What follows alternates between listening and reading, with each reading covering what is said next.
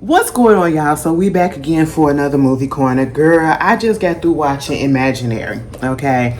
Now, I seen one commercial or promo come up, I think, on the YouTube. On the YouTube, right? And that was a while ago. And I didn't even know that this movie had already came out. I didn't know that it was already out on DVD, because the DVD, and what made me want to watch it was because we literally received the DVD at work yesterday, right? And so I was like, oh, okay, so it's already out. I checked digital. I said, well, let me rent this. I had asked my sister, I said, girl, you seen Imaginary? She said, absolutely not, because people have already said that it wasn't nothing. I really don't take people's, opinions until I actually, for facts. You know what I'm saying? I have to watch it to garner my own opinion, right? And so, because you didn't already told me that it was trash, let me go ahead and watch it so I can see if people are putting on or if it's better than what they said it was. Baby, what the was this? I am so glad there is an option to rent a movie. Okay, I can spare $5. Okay, I can spare $5 to rent a movie on demand. Especially when it got at least a black person in it. That's the lead, and that's the reason why I wanted to see it. I said I gotta check it out because my girl DeWanda Wise on here, right, playing the main girl. Now, if you ain't never seen DeWanda, she was in the I think the last Jurassic Park movie. You know what I'm saying? And prior to that, she was also in the biggest thing that she was in that I can remember is the She's Gotta Have It series that was on Netflix. She played Noah. Okay, and that was my girl. That's when I fell in love with her, right? She's beautiful, she's gorgeous, she's all of that, and she did a hell of a job on She's Gotta Have It. I wish they would have gave it another season, right? So I'm thinking, like, I haven't really seen a bad role from her acting wise or whatever, and I just don't know what happened in this movie. Now, maybe I'm gonna be a little bit harsh, or I'm judging a little too harshly, but these are my honest feelings. Okay, it's a horror movie, right? Now, let me see what the rating is. PG-13. Never mind. Let me tell you something. I don't care what nobody say. A horror movie's supposed to be rated R. Freak these childish horror movies or whatever rated PG, meaning they can still watch it but with parental guidance. Girl, please, ain't nobody got time for that. So basically what happened is we have DeWanda Wise. She is this black woman who married this white man, became stepmother, and I think his name is Max. He's like, I think, a musician or something, because later on we only see him for probably like 5 or 10 minutes of the movie, and that's at the very beginning. And they are married. And I feel like their relationship or their marriage is fairly new for the most part, because the kids, well, at least the baby kid, she okay with her for the most part, but you can still see that they kind of get acclimated to her. But you got the little teenager, Taylor. Let me tell you something, Taylor, I don't know what y'all be doing. Listen, this is why I cannot be a step daddy, okay? I can't be a step daddy. I ain't trying to play around with your kids. And what I mean about that, I'ma slap one of them. Listen, we ain't for child abuse, but baby, you are not about to be giving me all this lip, okay? It is not my fault that your mama and your daddy did not work out. It is not my fault, okay? And so therefore, don't get mad at me. Get mad at the person who messed up the relationship between your mama and your daddy. That's who you get mad at, okay? I didn't do nothing. And, don't be giving me all that attitude. We got to grow up. And you know what? I say all of this because Taylor was just a typical teenager that they always had him displayed as, the one that, always just got an attitude with the stepmama or the new girlfriend that's coming in. But yes, DeWanda, or I should say her name in this movie was Jessica. Jessica is the new stepmother. Come to find out, their actual mother is sick, like she's mentally ill, and I think that she was like in probably a facility or something like that. The kids didn't have any contact with her, or shouldn't have any contact with her, because her condition had gotten that bad. And I'm feeling like it was like she probably was a little schizophrenic or, manic and whatever other type of mental illness she had. She was not herself. And I was like, okay, cool, we get that little backstory. But when the movie come on, we see that Jessica, she out here having dreams about her daddy turning into a spider and trying to take her out the plate. I said, baby, what is this? Come to find out, Jessica, she is like a writer, children's book writer, and she illustrates the book. And one of the main stories that she was talking about is this spider type character, okay? Baby, I'm not finna read no book that's like for a spider. Okay, I don't like spiders. I mean, they're okay, but you know what I'm saying? If I see one, I will kill it. Charlotte gotta go. Charlotte and her kind has to go. Okay, I don't play with that. We ain't in Australia. We don't play around and have pet spiders. Okay, no. And so I was like, oh, kids really be reading this, and they really do. I mean, you would be surprised at the stuff that do not scare kids that you would think would scare kids. Okay, I'm like, y'all be reading all of this stuff. Oh, all right. Look at you. Go off. Wouldn't be me. My grown ass. I don't want to see that. 8 eyes looking at me with 8 legs. Baby, please. Get out of here. But anyway, so, yeah. And come to find out, daddy is, he done lost his sanity. He was in a nursing home. And so the family home that she grew up in, they were renovating it or whatever. And, her husband said, since you keep on having these nightmares or whatever, why don't we just go ahead and move up into the house, okay? Maybe that'll stop things. I said, baby, that's the reason why she having all this mess going on, right? So basically, she comes into the house. She's going through memory lane. She comes into her bedroom, her old bedroom as a kid. We saw that she doodled all over the wall. And I mean doodled, like draw, okay? D-O-O-D-L-E, not doodle. But yeah. And you could tell she the type of person that just want peace and harmony in her life. And she's trying to do everything that she can to get these kids on her side. And honestly, I feel like she was overdoing it, but really not. It probably came out like she was doing that, but I really genuinely feel like she cared about them kids and she just wanted them to like her. And, that's just what it was. Like, she won over the little girl, Alice, okay? But Taylor, she was just, the teens, okay? She 15 years old, acting a little stuck up and all that stuff. I always got a problem with this, problem with that. At one point, Jessica had offered her old room to Alice, and here come Taylor. We already said that you was gonna get that big room, okay? You don't need to come up in here trying to tell her to get this raggedy ass room to get. I said, Taylor, shut your mouth. Why are you so angry? Be angry at your mama. Your mama is the one with the issues, okay? That's who you be angry with. Talk to your daddy. All right, this lady ain't do nothing but come in and take care of your raggedy ass. All right. Meanwhile, Miss Jessica got a little. She working on her next book, and the illustrations and stuff got to be in. She's supposed to be doing that. She also playing hide and seek with little Alice, right?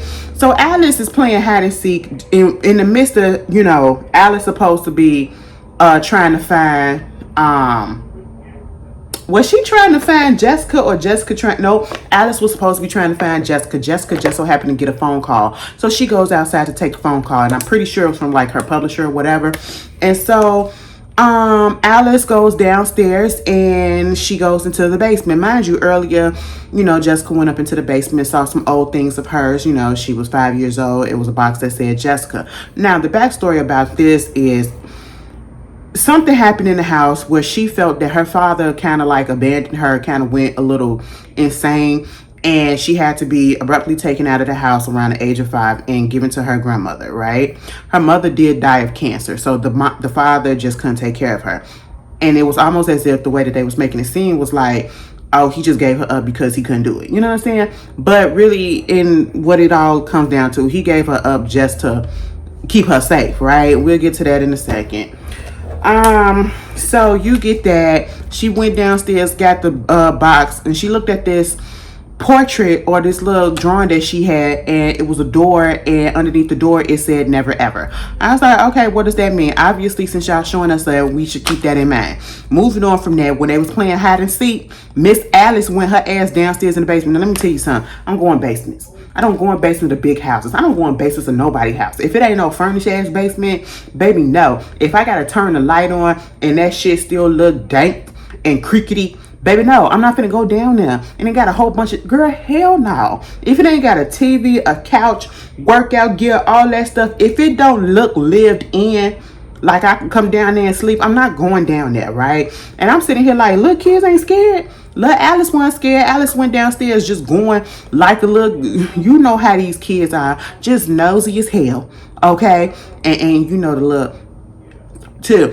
I said, oh my God, Alice, take your ass back upstairs. I'm thinking something finna happen right in there. No, she just winds up finding a bear. She winds up finding a bear. She names the bear Chauncey, and that's supposed to be her imaginary friend, right? So everybody is cool with the fact that she had imaginary friend.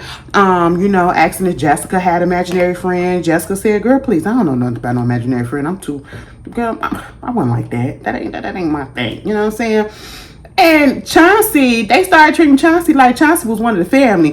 When it was time to eat, can I get something to eat? You know, Chauncey also wants something to eat too, because Chauncey is always hungry. Now listen, she was having full-blown conversation with the goddamn bear. Let me ask y'all something. Did y'all have imaginary friends? Be real. I mean, it don't mean that you, I feel as though I think I think this, and it just seems like it's plausible and it would make sense.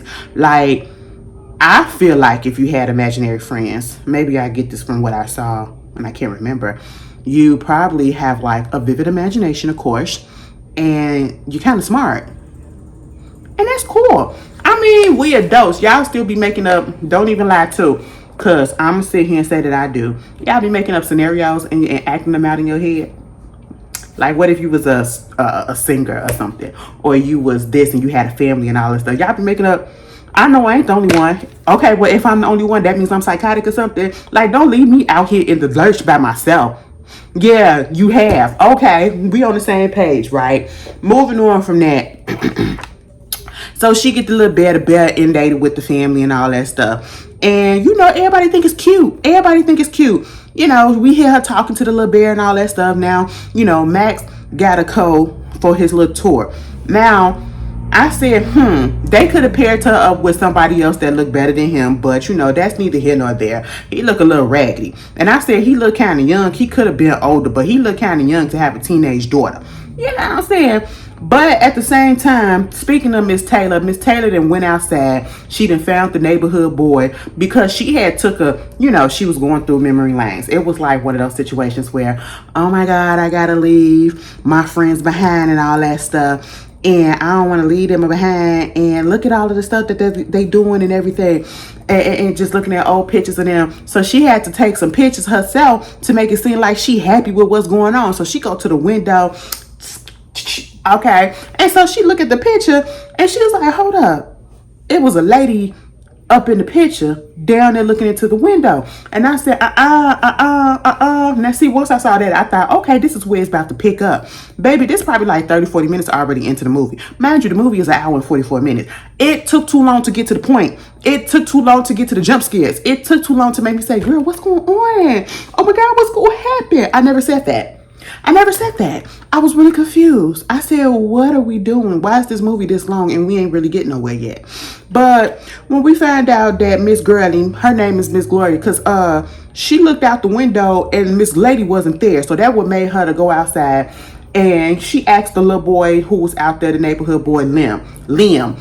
And he was like, oh yeah, that's Miss Gloria. She just a little, you know, she the neighborhood crazy or whatever. Don't nobody. She been here in the neighborhood all the time. So of course they got like a little attraction to each other. And at one point, you know, Miss Gloria had came over there and talked to Jessica. Come to find out, Miss Gloria used to babysit Jessica. Jessica was like, girl, what, for real? And I said, She said, girl, I don't remember that. She was like, I understand, you know, but maybe we could talk later. Okay, cool. And conversation really got interrupted because little Alice came through and was like, Jessica, I'm hungry. I want some lunch. And then here come Taylor. So Taylor was like, So are you gonna fix her some lunch, or do I have to do it? I would have said, bitch, she your sister. Why don't you go ahead and do it? All of that attitude ain't necessary. And I said, just cause you a black woman and you letting all this lip happen, you letting all this lip come through you like this, girl, you should at least pop her in the face or something. She probably would have called the cops.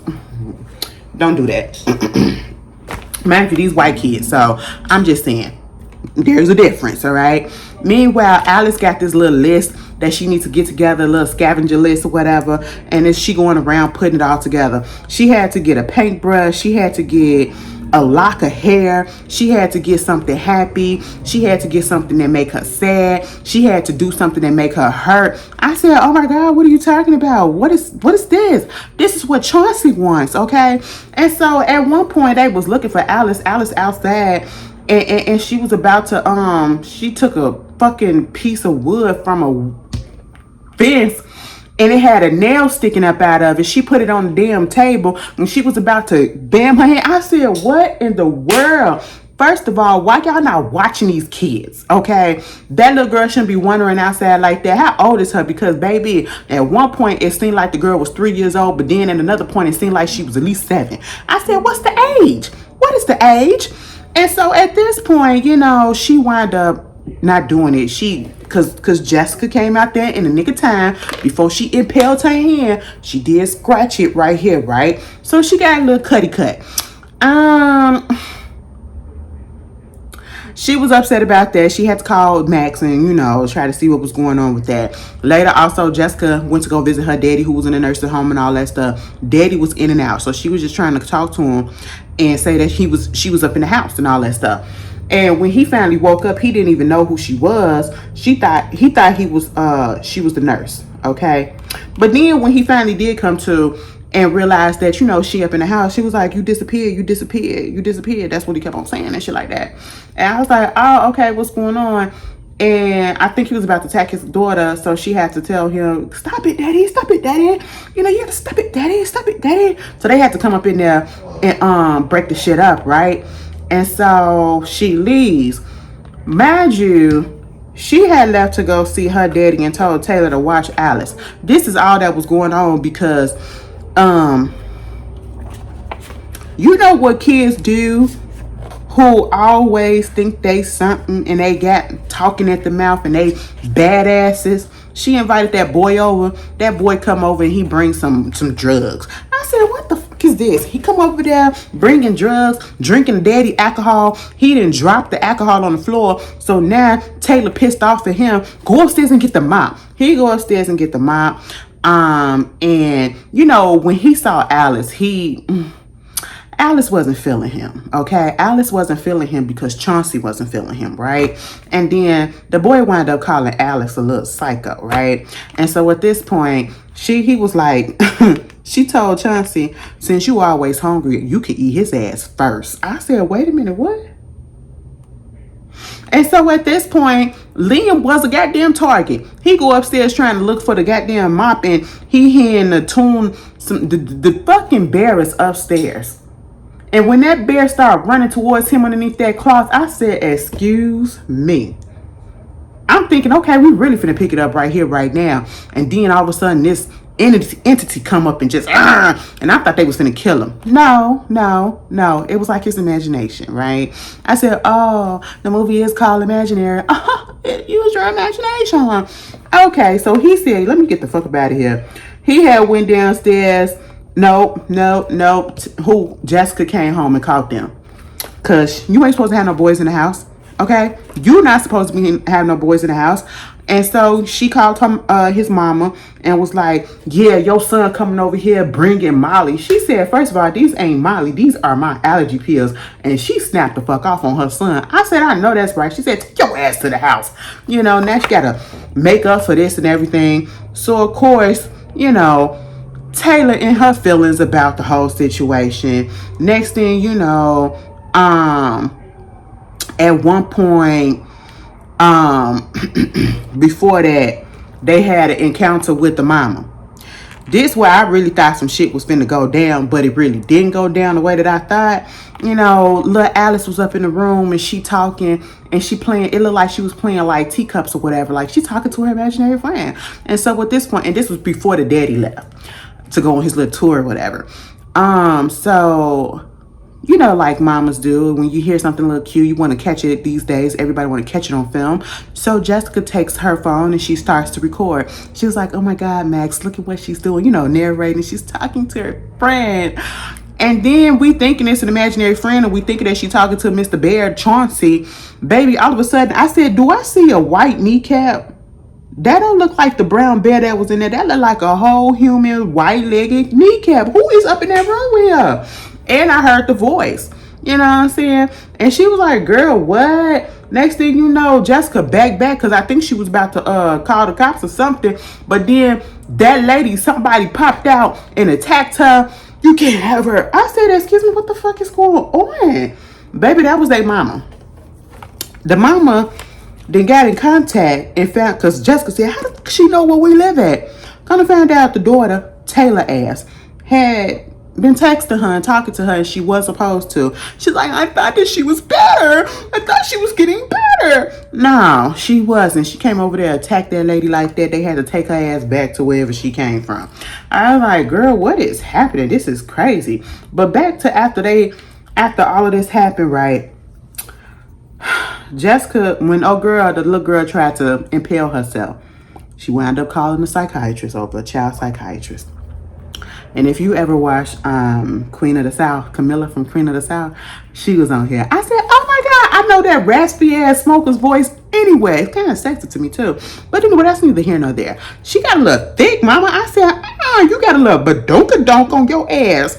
I said, okay. She comes sitting up there, and you know, I guess her and Jessica already had some like acquaintances before. And so she was cool with her coming in there talking to Alice, right? And so we see Quincy, or I should say Chauncey, sitting on a chair. And Alice in there talking, and she tests up the camera, you know, so she can record.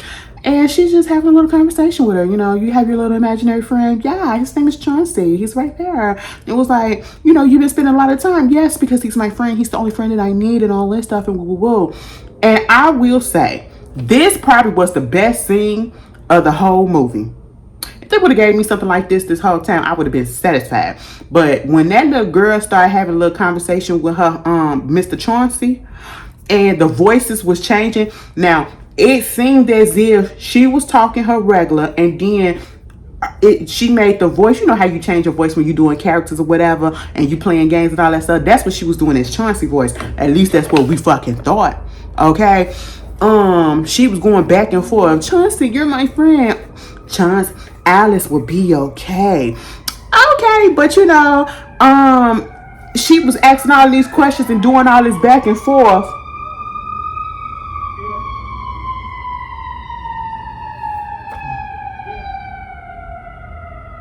I hope they make it. Shit. Doing all this back and forth. And it started off real innocent. Oh, you're my best friend till the end. You know, all that type of shit or whatever. And then all of a sudden, it got real twisted. And it got real evil real quick. I said, And she was like, I don't want to hurt anybody. You're gonna hurt her. It was like, fuck your Jessica. She's evil. You know, she's cruel. She's not good. Fake mommy, fake mommy, fake mommy. You're never gonna be safe. No one loves Alice. I said, oh my God, you want me to be your friend, and now you gonna put me on blast and try to say that don't nobody love me?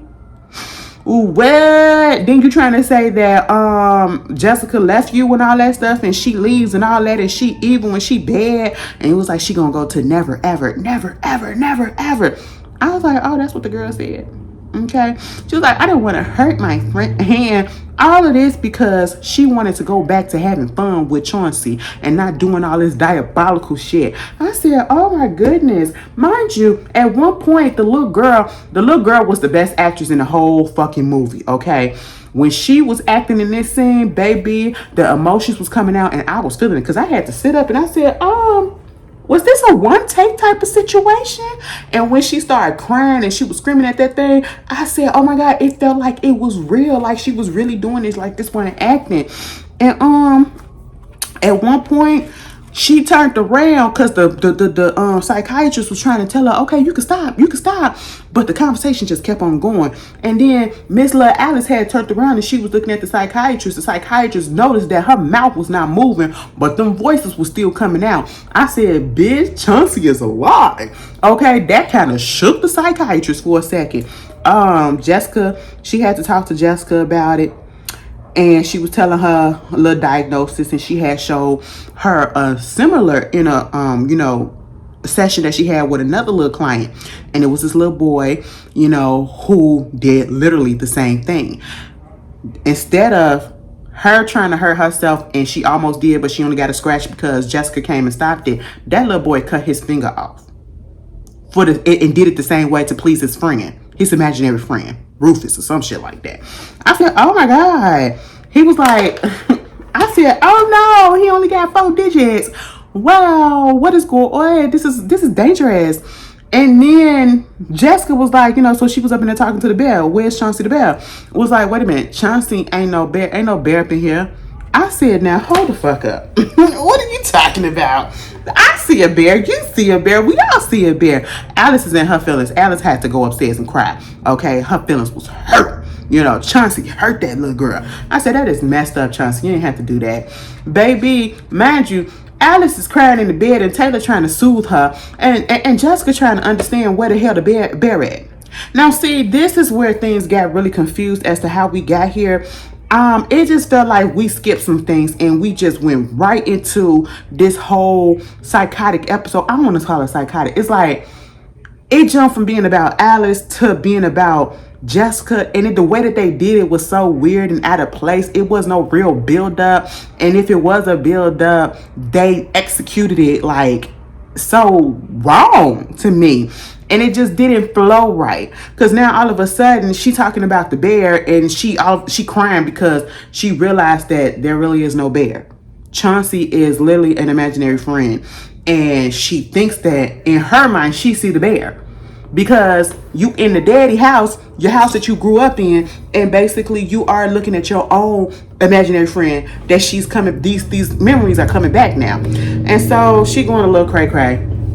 Or at least she thinks she is, but she really not.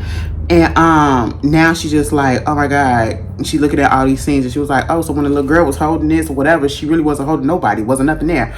Your imaginary friend was a bear in your mind. And then she goes through all of her stuff and her drawings or whatever. And she notices that she has these bears drawn all over her stuff. But she also goes and get that paper because they mentioned the never ever, right? And she's mentioned and sees that she did the same thing back when she was a kid. Next thing you know, we got to deal with all of that. And, Alice is up there. She's supposed to be being watched by Taylor. At one point, Alice go missing, okay? And they can't find her ass. They going throughout the whole neighborhood trying to find her, go throughout the whole house, couldn't find her ass. And at one point, they was outside. Taylor, I'm thinking Taylor and Jessica still be on the same page right about now. I said, Taylor, we ain't got time to have no attitude or whatever. She still got an attitude. Because all of a sudden, it comes to Jessica kind of remembers. She was like, yeah, disappear. My dad, that's what he was saying. He was saying he didn't want me to disappear. And I'm thinking the whole time he's saying I was disappearing. Oh, I did that. So basically, I know this gonna sound crazy. But hear me out. When I was younger, I had an imaginary friend and I had disappeared to my daddy. I disappeared for 2 weeks or whatever. So I feel like my imaginary friend is her imaginary friend because the friend is pissed off that I fucking left that bitch. Girl, Taylor said, what the fuck are you talking about? Ain't nobody got time for this. And see, this is the problem. You up here always trying to be the perfect mama or whatever, talking about shit gonna be okay and all this stuff. Ain't nobody got time for that. You know what? Everything was fucking good until you came here and tried to be all up in our house and try to make everybody like you and all this stuff. I said, Jessica, slap her. You gonna keep on letting this little bitch talk to you like that? Slap that bitch. Okay, and so she just walks away and she goes and look around the neighborhood again. And Liam see her looking as he was looking out the window. Baby, Liam got his ass. He was so shook about what happened in the house with that bear. Okay. And whatever his mama did to him, cussed his little ass out. He closed some shutters on her ass. She said, "No, I ain't finna interact with your ass. It's over. It's done with whatever we had. We couldn't even get it started, bitch, and it ain't gonna get started." I said, "God damn, Taylor, look at that. That's what you get." Meanwhile, Miss Gloria is outside. I said, "Gloria, what your ass doing?" Now, I'm thinking that Gloria is probably like the real Chauncey, right? That's what I'm thinking, you know. And she was like, "I heard that Alex is missing, so let me talk to you because I used to babysit Jessica, and the same thing kind of happened to her, but I realized that she don't remember."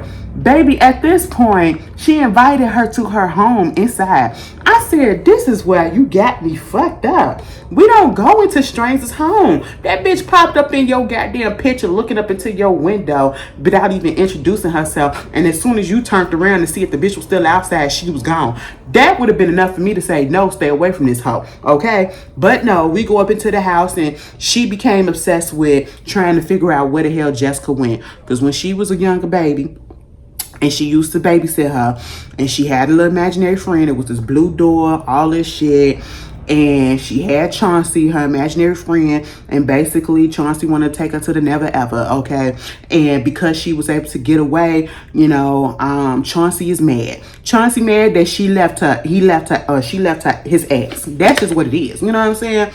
And I'm sitting here like, oh, so you would take it from Gloria, but you won't take the explanation from Jessica. I feel some type of way about that. Meanwhile, Jessica up inside the house in her old room, just going a little, she going a little crazy, painting on the wall the words CB, CB. And I'm literally talking about the words SEEBEE.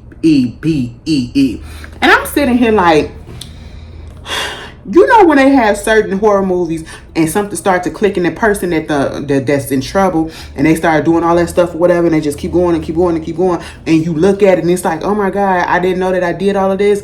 That's what I thought it was supposed to be, and I know that they thought it was supposed to be like this and it was supposed to have this significant effect, and you're supposed to be like so confused and be like, oh my God, this is so crazy. What is this? What did you know about that? It was the most simple ass shit. CB. And I'm sitting here like, what the fuck is this? Mind you, she was tracing in paint over this stuff like she was in a trance. And I'm like, y'all didn't execute that scene well. I said, go to the drawing board and try it again. They tried to build up the momentum and build up the suspense and be like, oh my God, we connecting the dots. It just didn't work. Okay. Basically, we found out like imaginary friends are like entities or whatever. So into the spirit world. That's just basically what it is, you know? And so once she gets out of her trance and Taylor comes over, she was like, Taylor, girl, listen, I know you don't believe me. She was like, girl, yeah, I believe your ass. I know what happened, okay? And so at this point, they trying to find little Alice, and Gloria's over there. Gloria helping them find the blue door. They go through the shit.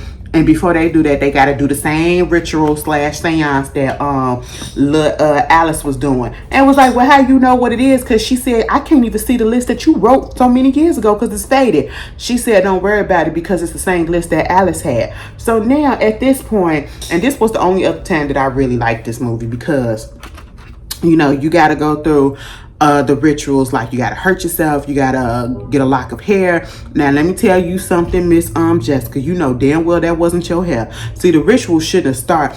That's a goddamn lie. Okay, when she cut that hair off her head, first of all, whoever did her wig, no. And she cut a lock off her hair. I said, that ain't even your hair.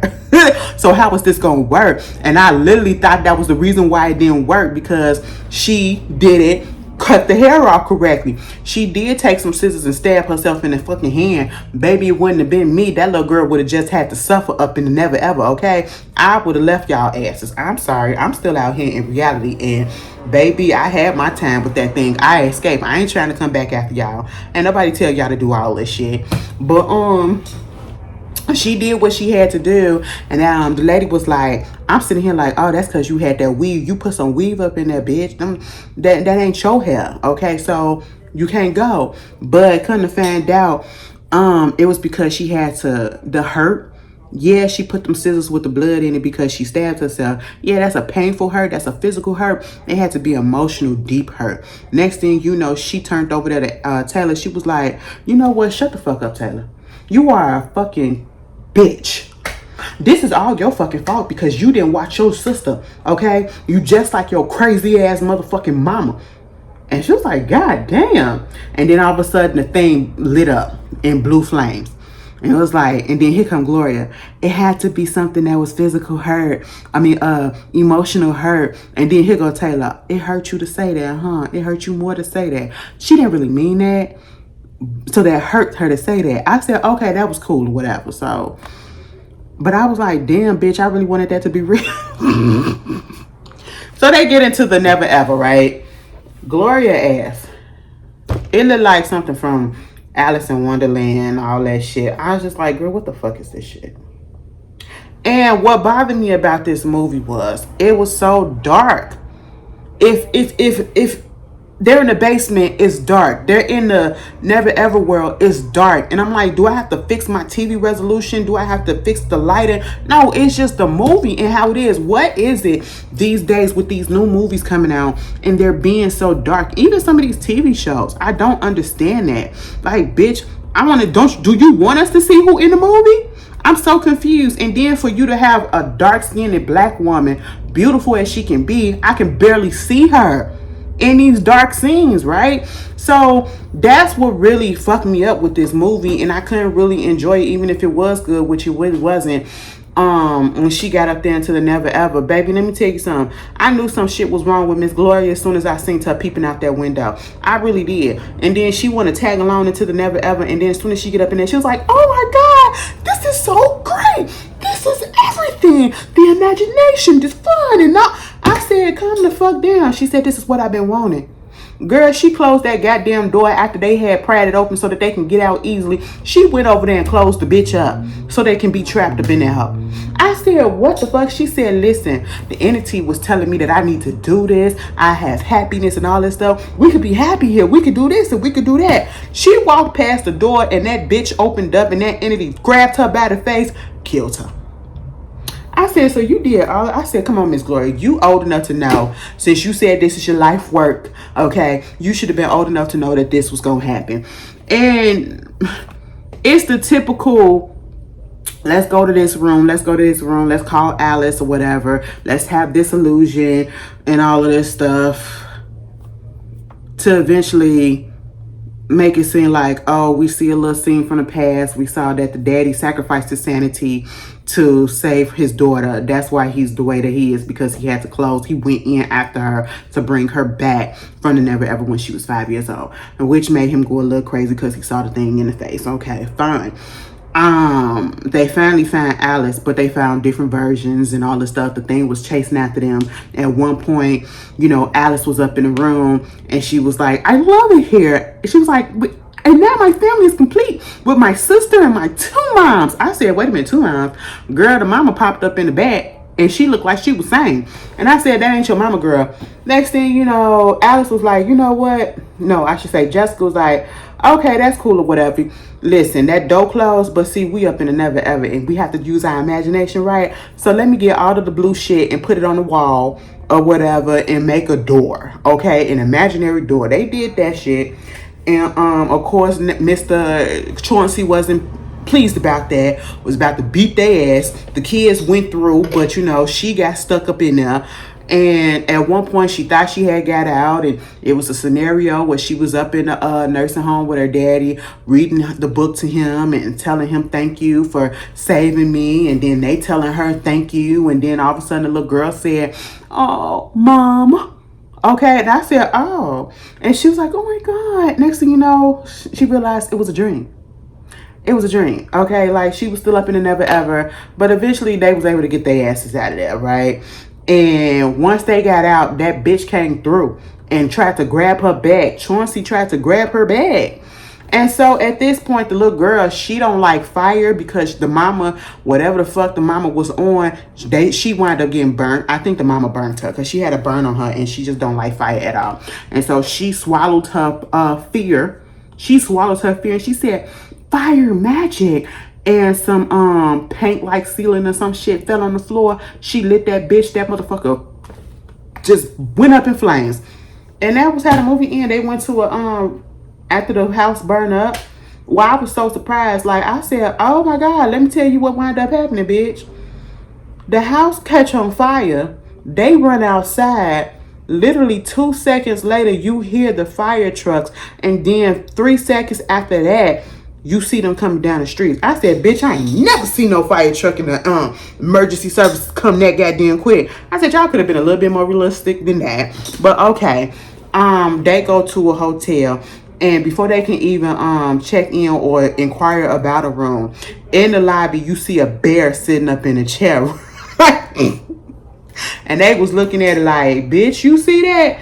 And was like, yeah, I see it too. Okay, so I'm not seeing things. Nope. It was a little boy that had a bear, named it Rufus, and then was repeating the same thing. He wants something to eat and all this stuff. And he's my best friend. He's my imaginary friend. I said, nope. They said, can we go check on another room, another hotel? Sure. And they left. And that's how the movie ended.